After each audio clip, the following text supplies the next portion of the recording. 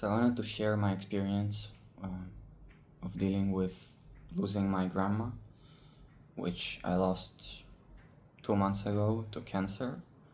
Um, I was very close with her. We would talk on a weekly basis or even 2 times a week over the phone, talking about our days and just about life, really. We would also meet every 3 weeks or so to go to restaurants, to go to walks, to go on walks, to go to watch theater shows, to go to watch movies. Yeah, she brought me up. She was basically my second mom since I was born. She would be a lot of the time with me and with my sister since her parents worked. So I remember her from a very early age, and yeah, she was a very important part of my life. She had been hospitalized for about 2 months before she passed. She started experiencing some symptoms, like she had trouble breathing and couldn't sleep, headaches, stuff like that. And more obviously, but yeah, I realized that our time together would be like pretty short, but I didn't realize how short because I got the news that she had cancer, and that she decided to actually not pursue chemical treatment about 3 weeks before she passed. So I thought that we had a few months left. The doctors didn't even know how much time exactly she had left. Some said a few weeks, some said a few months, but we didn't really get a clear answer because the testing didn't, I guess, go that far yet. Yeah, I thought that like our time is gonna be limited, but I didn't realize how limited. But I'm still happy that I decided to talk to her about like some serious stuff about life, ask her like some questions I've always wanted to ask,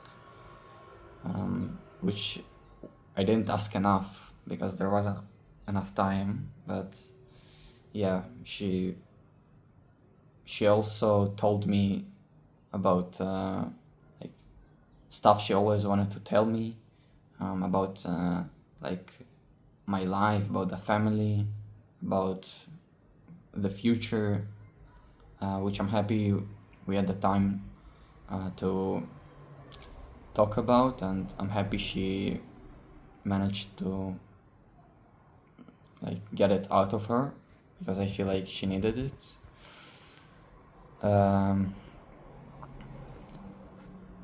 Yeah, so when she passed, it was around 10 p.m. So I came to the hospital at like 9:30. My mom called me. She said that that's probably gonna be the end, and it's better that I come to, because like I told her that I would like to be there at the end. So I came in and just sat with her. She was already out of it. She had suffered some sort of I don't know, like brain aneurysm. She was not with us, but she was still breathing. So at the end, I sat with her and talked. I don't know, to her. Maybe she heard me, maybe not. But I think she might have heard me because I was talking with her, and once I was done, and like my mom started sitting and talking, like whatever she wanted to talk about. She like I went to the bathroom, came back, and yeah, she was gone. So yeah, maybe she waited for me to like talk, like to come and talk with her for 20 minutes before she passed. Yeah, I didn't like feel like, I felt normal like when she passed. At least I think I did. I didn't really process anything, and yeah, I just came home, took a shower, went to sleep, like pretty normal. I don't know. Then the morning after, I I felt the need to start like writing down in my journal. I didn't feel like any emotions yet, but I felt like I need to document like what had happened the night before, because like I knew logically that it was pretty like heavy stuff, and that there's no way I didn't feel anything. So I started to write down the journal, and we went to the funeral the day after in the afternoon, and at her grave I started like sobbing like I've never sobbed before. I also, when I found out about the fact that she didn't want to pursue, didn't want to do treatment, like chemical treatment for cancer, I started to like I realized that our time was like really limited, and I wrote down some stuff that I thought about our experiences, about what we'd done together. Basically, like stuff that I knew that I'd wanna write something and read it at the funeral. So I read out whatever I wrote then, about what we did, about how I feel, stuff like that. So I read it out at the funeral, and like I couldn't even finish reading it. I just started crying for like 30 minutes. I was just sitting in front of the grave, just cry, and then I'm like get a bit like I'd relax a bit, like stop, and then look up at the name again, and I'm like, oh shit, like she died, and I'd continue crying, like this loop, like crying and saying like, I can't believe like this happened, like there's no way this can't be like reality, like this cannot be real. Sobbing, like relaxing a bit, like this, looking up at the name, and then continuing this again, and it felt like an infinite time of this, and then I just stopped and like I don't know, just went home. Yeah, this loop of this can't be real, it's like continued for like a week after her passing. I would just cry every day, like 1 to 2 times a day, just crying, just writing stuff in my journal, and just like all day I would think, I would be in denial basically. Like I would hope that it wasn't, like it didn't really happen. Like whatever happened, it didn't really happen. I was also pretty lost in the first few days. I would just not know what to do with myself, with all the emotions. It felt like too much for me. And I felt like I needed some guidance about what I should be feeling, or if something is wrong with me, or what I should be doing right now, like dealing with the grief, since it's basically first time someone this close passing.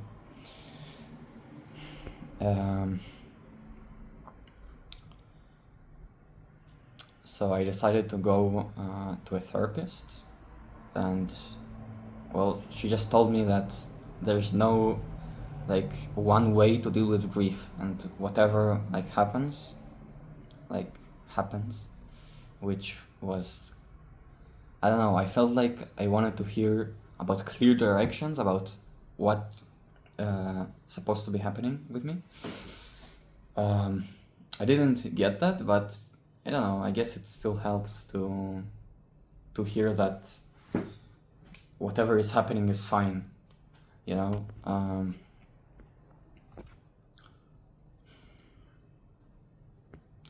I was still confused after it, because obviously, like, I don't know what's happening with me, but yeah, that was like a week after the passing, and then for the next like 2 weeks, I didn't. I felt like I didn't think about what happened at all. Like I stopped crying. I feel like my body, my nervous system, took a break, because everything was just too much before. I had experienced like too many emotions, and it was too much on my nervous system. So I just, maybe my body like defended against it. I don't know. So I felt like I was getting scared that I am just what's it called? Basically, when you, like, I was just ignoring the what had happened. I was scared that I wasn't like dealing with my emotions, that they were there, but I was just ignoring them or something like that. Yeah, for about 2 weeks, I didn't dream about her. I didn't sleep. Like I slept. No, actually, I slept normally. Didn't think about her really, like day to day. Yeah, up until a moment where I read a book. This is like a month after she passed. Like I was reading some book, and it has a chapter about like the needs of our inner child, the need to be loved and hugged and like nourished, stuff like that. And it really brought up like my grandma. It reminded me of my grandma. And a month after, and 2 weeks, 2 to 3 weeks without crying or really letting myself think about her, I just like started crying again and like processing, I guess.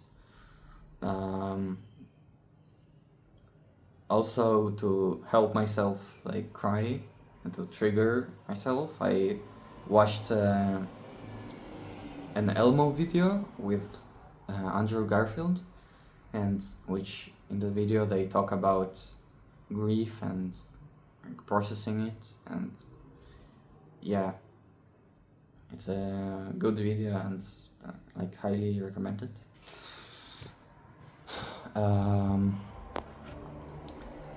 Yeah, now basically it's been a month since then, and I haven't really cried, which I feel like I should be crying more, but again, I guess there's no exact way to deal with grief. But this past month, the second month, I just every end of the week we would talk with her about what happened, what I did, like interesting stuff, boring stuff, everything. And I miss this a lot. And every time I had something like interesting happen, I just feel the need to, like, I want her to call me, and so we talk.